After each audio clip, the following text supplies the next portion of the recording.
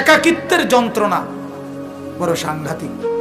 আপনার ঘরে যদি লক্ষ কোটি টাকারও মাল সামানা থাকে, খাদ্য খাবার ফল ফলাদি সব আছে, সব আছে, শুধু স্ত্রী নাই, মা নাই, বাপ নাই, ছেলে নাই, মেয়ে নাই, কেউ নাই, আপনি শুধু একা, খোদার কসম এই একাকিত্বের যন্ত্রণায় ঘরের সবকিছু না সারা দুনিয়াটাই আপনার কাছে বিষাদ মনে হবে, মনে হবে আমার কিছুই নাই।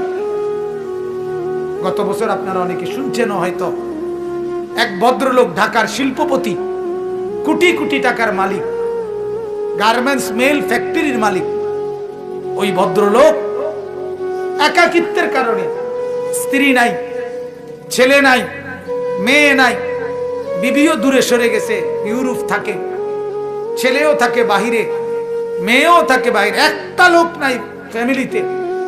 শুধুমাত্র এই একাকিত্বের কারণে এরকম মোবাইলে লাইভে সারা পৃথিবীকে জানাইয়া সবার সামনে, সারা বিশ্বের চোখের সামনে এরকম কপালের মধ্যে পিস্তল ঠেকাইয়া নিজের জীবন নিজে দিয়ে দিছে, আত্মহত্যা করছে শুধু একাকিত্বের যন্ত্র।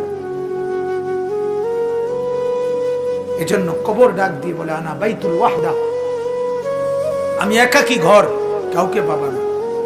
আনা বাইতুল গুরবা, কবর বলে ও আল্লাহর বান্দা, আমি অপরিচিত ঘর, কাউকে চিনবা না, ডানে বামে কিছুই বুঝবা না, মাটি ছাড়া আর কিছুই চিনবা না, আমি অপরিচিত ঘর। দুনিয়ার এক মানুষ আর এক মানুষের বাড়িতে গেলে মোটামুটি বুঝে এই রুমটার সামনের রুম, প্লাস্টিকের দরজাওয়ালা, এটা বাথরুম, চুলা টুলা দেখা যায়, ওইটা রান্নার ঘর, মোটামুটি মানুষ আইডিয়া করে। কিন্তু কবর বলে দুনিয়ার কোনো ঘরের সাথে আমার এই ঘর মিলবে না বাপ, কোনো কিছুর সাথে এটা মিলাইতে পারবে না, অপরিচিত ঘর।